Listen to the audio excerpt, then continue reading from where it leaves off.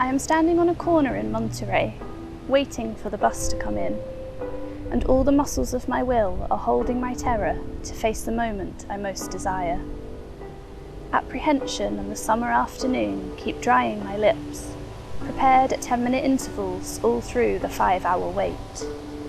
But then it is her eyes that come forward out of the vulgar disembarkers to reassure me that the bus has not disgorged disaster. Her Madonna eyes, soft as the newly born, trusting as the untempted.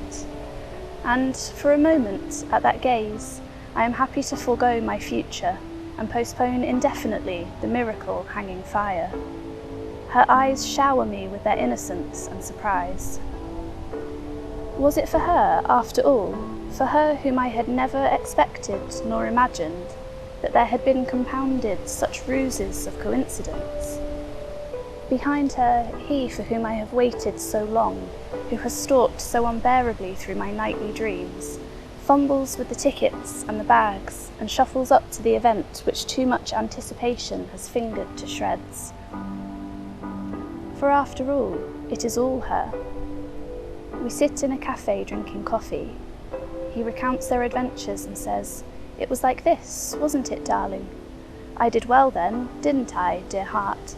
And she smiles happily across the room with a confidence that appalls. How can she walk through the streets, so vulnerable, so unknowing, and not have people and dogs and perpetual calamity following her?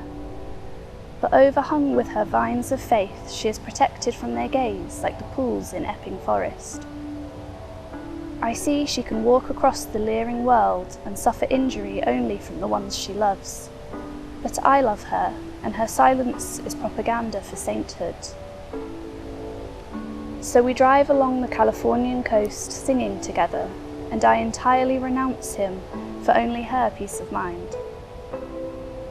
The wild road winds round ledges manufactured from the mountains and cliffs. The Pacific in blue spasms reaches all its superlatives.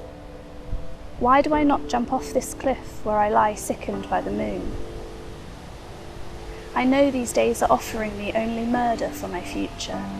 It is not just the creeping fingers of the cold that dissuade me from action and allow me to accept the hypocritical hope that there may be some solution. Like Macbeth, I keep remembering that I am their host.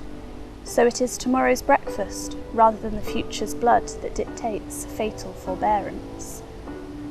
Nature, perpetual whore, distracts with the immediate. Shifty-eyed with this fallacy, I plough back to my bed, up through the tickling grass. So, through the summer days, we sit on the Californian coast, drinking coffee on the wooden steps of our cottages. Up the canyon, the redwoods and the thick leaf hands of the castor tree forebode disaster by their beauty, built on too grand a scale. The creek gushes over green boulders into pools no human ever uses, down canyons into the sea. But poison oak grows over the path and over all the banks, and it is impossible even to go into the damp, overhung valley without being poisoned.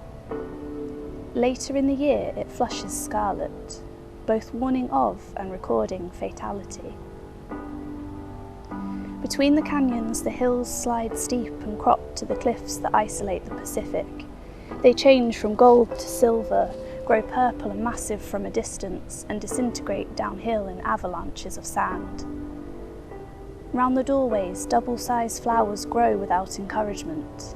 Lilies, nasturtiums in a bank down to the creek, roses, geraniums, fuchsias, bleeding hearts, hydrangeas.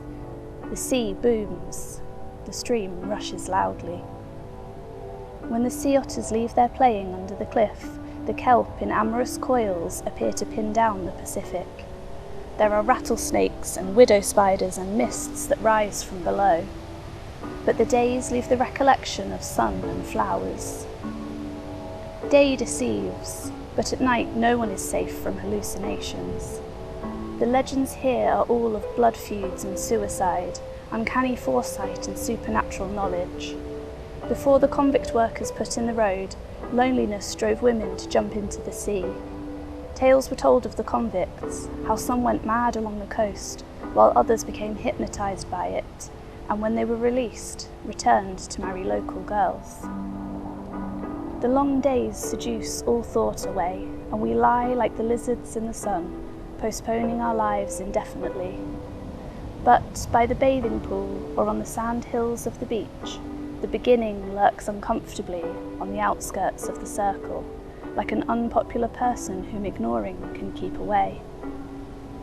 The very silence, the very avoiding of any intimacy between us, when he was only a word, was able to cause me sleepless nights and shivers of intimation, is the more dangerous.